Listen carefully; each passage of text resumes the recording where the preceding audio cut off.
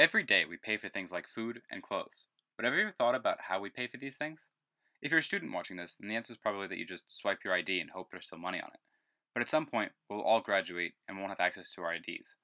So besides cash and student IDs, what other ways are there to pay for things? This video is designed to teach everyone what ways you can pay for things so you can make a more informed decision for what works best for you, no matter your age or what financial knowledge you may have. The first topic on the list is the regular bank account.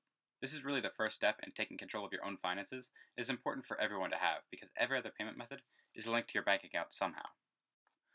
A bank account, more specifically a checking account, gives you access to your funds, however much they may be, through a debit card or through checks, although the physical check is growing less and less popular. With interest rates so pitifully low, a savings account is really not necessary. A checking account, though, gives you access to all the modern payment options available today, including online bill pay and direct deposit, where employers can deposit paychecks directly into your account. To set up a bank account, you'll need your personal information, including your social security number, driver's license number, and some minimum opening balance, usually under $100.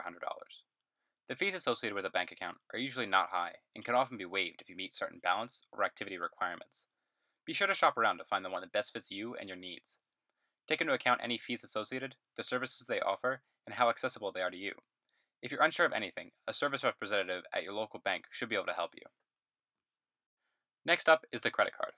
Usually credit cards get a pretty bad reputation. That's simply because most people don't know how to use them effectively. The idea behind a credit card is twofold: to take advantage of rewards offered by the company and allow some flexibility in budgeting. Assuming you make sure to pay off your card at the end of every month, there's no reason not to have one. Often you can earn extra money back on purchases you would be making anyways. It's almost like free money. Where people go wrong is when they forget you have to pay off the card eventually. Then you get hit with interest payments, which average around 17%. Needless to say, this is not what you want to happen to you. If you know you're the kind of person without self-control or decent budgeting skills, you should probably stay away from credit cards. Assuming you're not in this category though, to apply for a credit card, you need to shop around as always. Look for the card that fits your needs, ideally one that has no annual fees and has some kind of cashback or rewards program. To get approved, creditors will look at your credit history, any payments you've made in the past, as well as how many credit applications you may have made, so try to do some research first and not apply for every card available. The next topic is mobile payment methods like Apple Pay and Samsung Pay. These programs, rather than being payment methods themselves, are ways to link up existing credit, debit, and rewards cards. These applications can make your existing payment methods even safer and more convenient.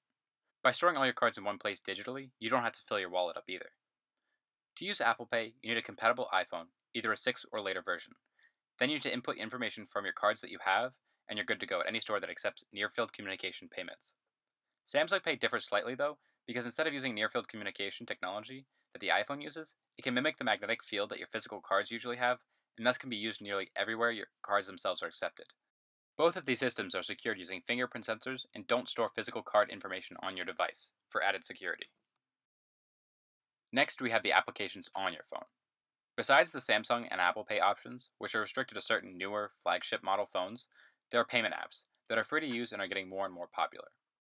Two of the leading brands are Venmo and Circle Pay. Like Apple Pay and Samsung Pay, they link up to your existing banking services, but where they differ is how and when you can use them. These apps are mainly for person-to-person transactions, like splitting checks between friends or paying someone for gas money. Basically, anytime you would normally have to track down one of your friends and get them to pay you back, these apps could be used. To use Venmo, you first have to set up an account with your email, password, and preferred banking source. To use debit cards and checking accounts, there's no fee to send or receive funds, but you will be charged 3% to send money using a credit card. Circle Pay is basically the same thing, however you're also able to send and receive funds from around the world, while Venmo is restricted to the US only. Both Venmo and Circle Pay claim security at or above the level of major banks, including encryption for all personal data. Another interesting feature with these applications is the social aspect. You can also friend people that you exchange money with often, and can see when they are paying each other for different things.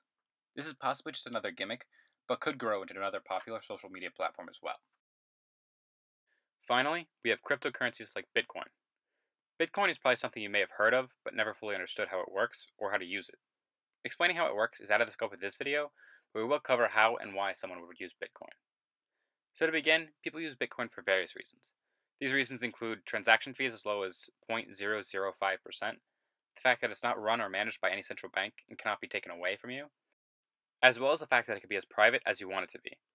What this means is that while every transaction is recorded in the open source blockchain, no one knows who each wallet or transaction belongs to. So how do people go about using Bitcoin? Well, there are four basic steps to follow so you can responsibly use Bitcoin. The first is to have a basic understanding of how it works.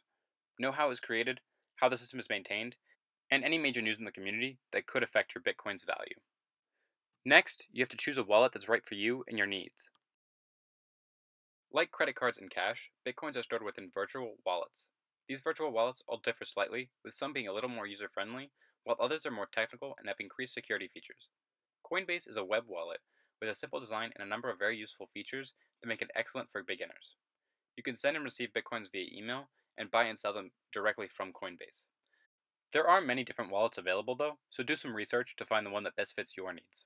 The next step is to buy Bitcoins to use. To get Bitcoins to put in your wallet, you can either accept them from someone as payment, buy some off a friend, or buy them directly off an exchange.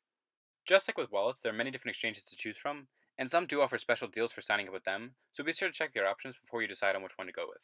And of course, the last step is to spend your Bitcoins. Now that you have your Bitcoins, you can spend them in an ever-growing number of places. If you're not sure exactly where to go spend them, there are helpful websites like usebitcoins.info that allow you to search the country for places that accept your Bitcoins. Companies like Dell, Microsoft, and Expedia are among those that now accept Bitcoins for payment. So to wrap up, while you may not yet be convinced to abandon your previous payment methods of choice for Bitcoin, you should at least have a better concept of how to use debit and credit cards, Apple Pay, Venmo, and even Bitcoin as well. With this information, you'll be better prepared when using any of these mentioned payment methods.